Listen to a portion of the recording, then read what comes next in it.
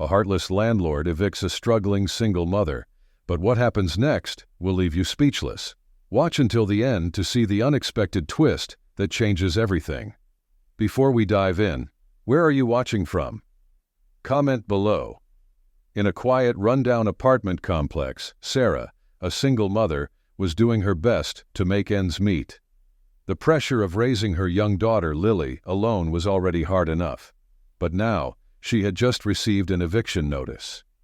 Sarah's job at the local diner barely covered the bills, and she had fallen behind on rent.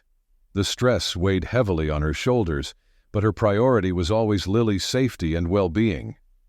That afternoon, as Sarah stared at the notice, the reality hit her like a ton of bricks. She had 2 weeks to find a new place, but with no savings and no family to turn to, she felt trapped. Her mind raced, trying to figure out what to do next. The look of fear in her daughter's eyes only made things worse. Later that day, Sarah gathered her courage and went to see Mr. Thompson, the landlord. He was a tall, stern man in his mid-50s, with a cold demeanor that made Sarah's heart race. As she knocked on the door of his office, she could already feel her palms sweating. She needed to ask for more time. She needed a miracle. Mr. Thompson didn't bother with pleasantries. He glanced at her, his eyes hard, his voice curt. "Sarah, I don't have time for excuses. You're behind on rent again," he said, folding his arms across his chest. Sarah swallowed hard. "Please, Mr. Thompson, I know I'm late, but I just need a little more time. I'll get the money, I promise. I just need some help." Mr. Thompson's expression didn't soften. If anything, it grew colder. "Help? This is a business, Sarah, not a charity. You've had months to get your act together, and I can't keep waiting. You've got 2 weeks to move out." Sarah's heart sank. She had been prepared for this, but hearing the words made her stomach churn. She fought back the tears that threatened to spill, knowing that showing weakness wouldn't help her now. "I'm trying my best. I really am. I just need a little more time for Lily's sake," Sarah pleaded, her voice trembling. But Mr. Thompson remained unmoved. "I'm not running a daycare here, Sarah. I'm running a property. Either pay what you owe or find somewhere else. That's all I have to say. Have you ever experienced a situation where you felt completely helpless? Share your story in the comments and let's connect." The 2 weeks passed faster than Sarah had anticipated. Despite her best efforts, working extra shifts, cutting back on what little they had, she couldn't gather enough money to pay the rent. The dreaded day arrived. It was early in the morning when Mr. Thompson showed up at her door, flanked by 2 movers. He looked at her with the same cold indifference, a stack of papers in his hand. "Time's up, Sarah." "You knew this was coming," he said, barely glancing at her as he handed her the eviction notice. Sarah stood there, her hands trembling as she held the papers. Lily clung to her leg, confused and scared, not understanding why they had to leave their home. "Please, Mr. Thompson, I don't have anywhere to go," Sarah whispered, desperation thick in her voice. Mr. Thompson didn't seem to care. "That's not my problem. You've had your chance. This is business, Sarah. You can't pay, you can't stay." With a nod, he signaled the movers, who began carrying their few possessions out to the curb. Sarah felt a wave of humiliation and hopelessness wash over her as she stood helplessly by, holding Lily close. Lily looked up at her mother, her innocent eyes wide with confusion. "Mommy, why are they taking our things?" she asked softly. Sarah choked back a sob, kneeling down to hold her daughter. "It's going to be okay, baby. I promise. We'll figure something out," she said, though she didn't know how. As their belongings were piled outside, Sarah felt the weight of her failure pressing down on her. She had worked so hard, tried so much, and yet here they were, homeless, with nowhere to turn. The world felt impossibly unfair, and for the first time in a long while, Sarah didn't know what to do next. Mr. Thompson walked away without another word, disappearing into his office as if it were just another day. To him, it was, but to Sarah it was the day her world fell apart. As Sarah sat on the curb with Lily, watching the movers finish their work, she felt utterly defeated. Her mind raced with questions. Where would they go tonight? What would happen to Lily? But in the midst of her despair, something unexpected happened. As they sat on the sidewalk, An elderly woman from the neighboring building approached. Her name was Mrs. Henderson, a kind widow who had always exchanged polite greetings with Sarah, but had never been more than an acquaintance. Seeing Sarah's situation, Mrs. Henderson's face softened with concern. She walked over, her gentle voice cutting through Sarah's cloud of worry. "Sarah, my dear, I saw what happened. I can't believe they're doing this to you. Do you have anywhere to go?" she asked, her eyes full of genuine concern. Sarah shook her head, too overwhelmed to speak. She felt embarrassed, exposed in front of her neighbor. But Mrs. Henderson didn't judge. She simply reached out, placing a comforting hand on Sarah's shoulder. "Listen, I don't have much space, but I have an extra room. You and Lily can stay with me until you figure things out. It's not much, but you shouldn't be out here like this," she offered. Sarah looked up, her eyes brimming with gratitude and disbelief. For the first time in days, she felt a flicker of hope. This was the last thing she had expected, and yet here it was, a small glimmer of kindness in a sea of hardship. I don't know what to say. Thank you, Mrs. Henderson. Thank you so much," Sarah whispered, holding Lily a little tighter. The old woman smiled warmly. "You don't have to say anything, dear. Let's get you inside, get Lily warm, and figure out the rest later." As Sarah stood up, she felt an immense wave of relief wash over her. It wasn't a permanent solution, but it was a lifeline, just when she had thought all hope was lost.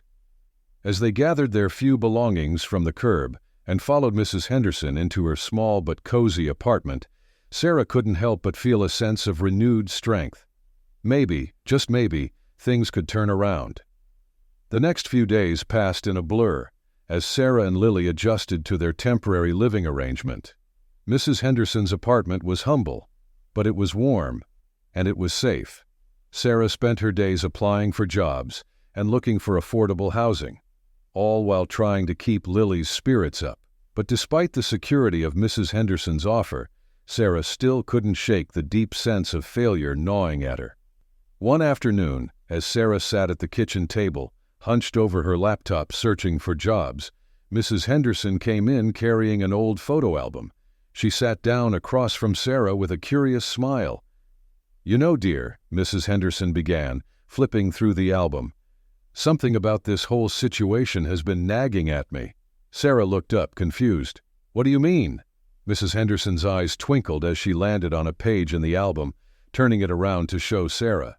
There, in an old photograph, was a much younger Mr. Thompson, standing next to a smiling couple. "That's Mr. Thompson, isn't it?"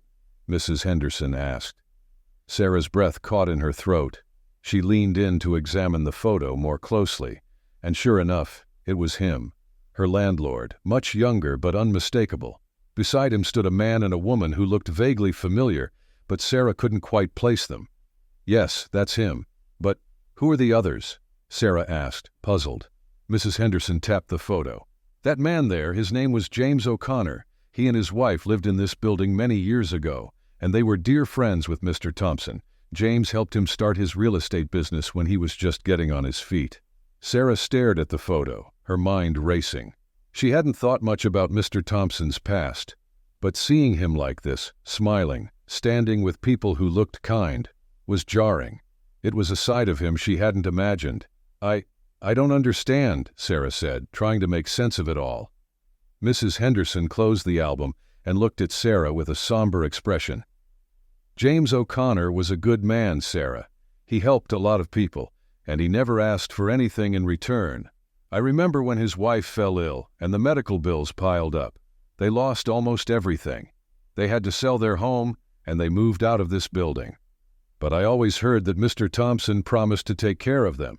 Sarah felt a strange knot forming in her stomach. There was something unsettling about this new information. Had Mr. Thompson really known people like the O'Connors? And if he had been close to them, why had he turned so cold? Sarah couldn't shake the strange feeling after seeing the photo of Mr. Thompson with the O'Connors. She spent the next few days in a haze of uncertainty, thinking about what Mrs. Henderson had told her. How could someone who had once been close to such kind people become so heartless? One morning, determined to get some answers, Sarah decided to visit Mr. Thompson. She knew it was a risk, and she had no idea if he'd even listen to her, but she couldn't ignore the nagging feeling that there was more to the story. When she knocked on his office door, Mr. Thompson seemed surprised to see her, his usual scowl replaced with a hint of curiosity. "What are you doing here, Sarah?" "I thought we settled everything," he said, leaning back in his chair, his eyes narrowing. "I'm not here to cause trouble, Mr. Thompson," Sarah began, trying to keep her voice steady. I need to ask you something." He raised an eyebrow, clearly not expecting this. "Go on." Sarah hesitated for a moment, then pulled out the photo Mrs. Henderson had given her. She placed it on his desk, watching his reaction closely. Mr. Thompson's eyes flickered with recognition the moment he saw the picture. His expression hardened, but there was something else there too, something Sarah hadn't seen before.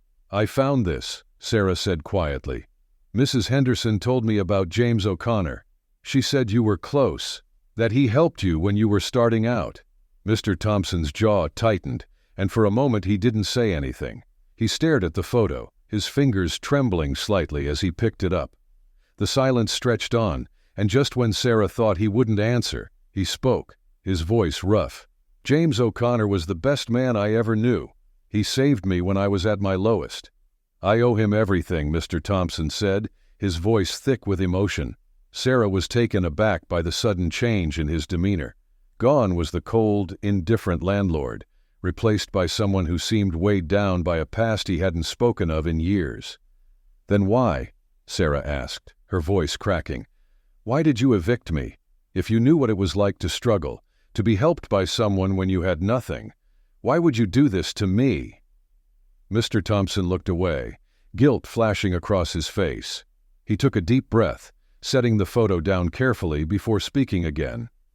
"It's not that simple," he said, his voice barely above a whisper. "After James and his wife lost everything, I promised him I'd never let myself fall into that position. I worked hard, harder than anyone else, to make sure I'd never be vulnerable again. But somewhere along the way, I lost sight of what really mattered. I became so obsessed with protecting what I'd built that I stopped caring about the people around me." Sarah's heart ached as she listened to him. She had expected anger or excuses, but instead she saw a man who had been consumed by his own fear, his own past. "You've become what you swore you'd never be," Sarah said softly. Mr. Thompson flinched at her words, but he didn't deny it. He sat there, staring at the photo of himself and James, the weight of his past mistakes settling over him like a heavy blanket. The silence between them was thick with unspoken words, and for a moment neither of them knew what to say. But then something shifted in Mr. Thompson. His eyes softened, and for the first time since Sarah had met him, he looked truly vulnerable. "I made a mistake," he admitted quietly. "I've made a lot of mistakes. I lost sight of the fact that people like you and James, you're the ones who matter. Not the money, not the buildings." Sarah felt a flicker of hope in her chest, though she remained cautious. She didn't know where this would lead, but at least Mr. Thompson seemed to be acknowledging the wrong he had done. "I can't undo what I did to you, Sarah," Mr. Thompson continued, his voice sincere. "But I can try to make it right." He stood up from his desk and walked over to the window, staring out at the street below. After a long pause, he turned back to face her, a look of determination on his face. "I'll give you and Lily a place to stay," he said. "I own another property on the other side of town. It's not much, but it's yours for as long as you need it. No rent until you're back on your feet." Sarah stared at him, stunned. This was the last thing she had expected. She had come here hoping for answers, not charity, but now she wasn't sure what to think. She had every reason to refuse his offer out of pride, but the thought of Lily sleeping safely under a roof again was all she needed to make up her mind. "Why would you do this for me now?" she asked, still cautious. Mr. Thompson sighed deeply. "Because I've been where you are, and because James would have wanted me to. It's time I start honoring his memory the way I should have." Tears welled up in Sarah's eyes, and for the first time in weeks, she felt a sense of relief wash over her. It wasn't a perfect solution, but it was more than she could have hoped for. "Thank you," she whispered, her voice barely audible. "I don't know how to repay you." Mr. Thompson shook his head. "You don't need to. Just promise me one thing. Don't let the world make you cold, Sarah. There's too much of that already." Sarah couldn't believe what had just happened. She walked out of Mr. Thompson's office, her mind swirling with emotions. Relief, gratitude, and disbelief all mingled together. But most of all, she felt a deep sense of hope, a feeling she hadn't experienced in a long time. The very next day, Mr. Thompson showed her the property he had offered. It was a modest 2-bedroom apartment, but to Sarah, it felt like a palace. It was clean, safe, and most importantly, it was a place where she and Lily could finally begin to rebuild their lives. When Sarah opened the door to their new home, Lily ran inside, her eyes lighting up with excitement. She had been too young to fully understand the hardship they had gone through, but Sarah could see the happiness in her daughter's face, which made everything worth it. As Sarah set down their few belongings, she looked around, feeling a surge of determination. This wasn't just a handout, it was an opportunity, a second chance to build a stable life for her and her daughter. Over the next few weeks, Sarah threw herself into finding a better job. With the weight of eviction lifted off her shoulders and the security of a home, she was able to focus on the future. She applied to dozens of positions, and eventually, her hard work paid off. Sarah landed a job at a local community center, helping families in need, something she was passionate about, especially after everything she had been through. It was the fresh start she had been dreaming of. Meanwhile, Mr. Thompson found himself reflecting more and more on the choices he had made over the years.